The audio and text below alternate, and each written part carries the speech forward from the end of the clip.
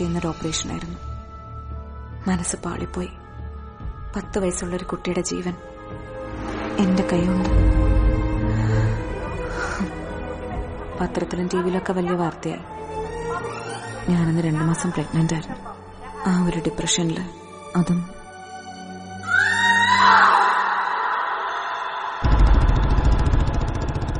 നമ്മൾ എത്രയൊക്കെ പ്ലാൻ ചെയ്താലും അതിന്റെ ഒക്കെ അപ്പുറത്തല്ലേ ജീവിതത്തിന്റെ ഫേറ്റ്. അന്ന് അയാൾ എനിക്ക് തിരിച്ചു തന്നത് പുതിയൊരു ജീവിതം മാത്രമായിരുന്നില്ല.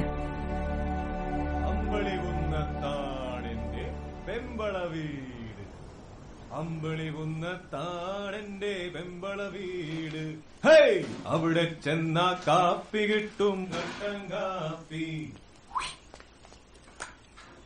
അമ്പളി കുന്നത്താണെന്റെ.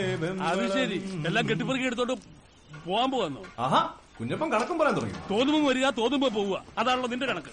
എന്നെ കൂടെ കൂടുതലൊന്നും പറയിപ്പിക്കട്ടെ. ശരിക്കും മുറുക്കിക്കോ. ഇല്ലേ കഴിഞ്ഞ അവിടുത്തെ പോലെ ഇടിച്ചമ്പന്തി എല്ലാം കൂടി കുപ്പി നങ്ങ് ഡൈവ് ചെയ്ത് ബാഗിലാവും. ശരി, ഗുഡ് മോർണിംഗ്.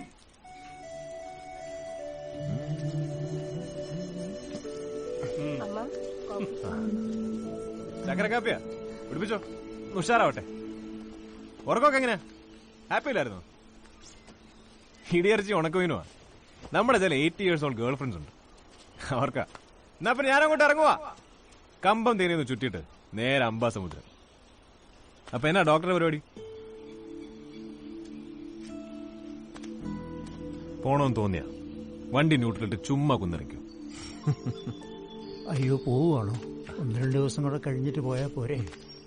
പിന്നെ കണ്ട കളവന്മാരോട് മലമുട്ടി കിടന്ന് കപ്പ തിന്നാനേ വേറെ ആളെ നോക്കണം. നുമ്മവരെ മച്ചാനാണ് മച്ചാനെ. ഓന്നൊക്കെ കൊള്ളാം.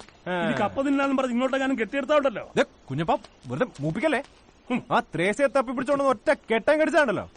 പുറകെ അവരെ കെട്ടിയവനും മക്കളും കൊച്ചുമക്കളും എല്ലാം മല കയറി വരും. പിന്നെ റീത്തൊക്കെ മുന്നിൽ കുഞ്ഞപ്പനെ കിട്ടത്തില്ല കേട്ടോ. അത് നിന്റെ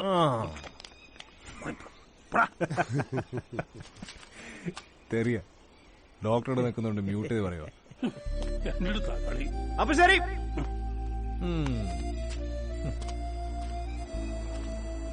ഒരു മിനിറ്റ്.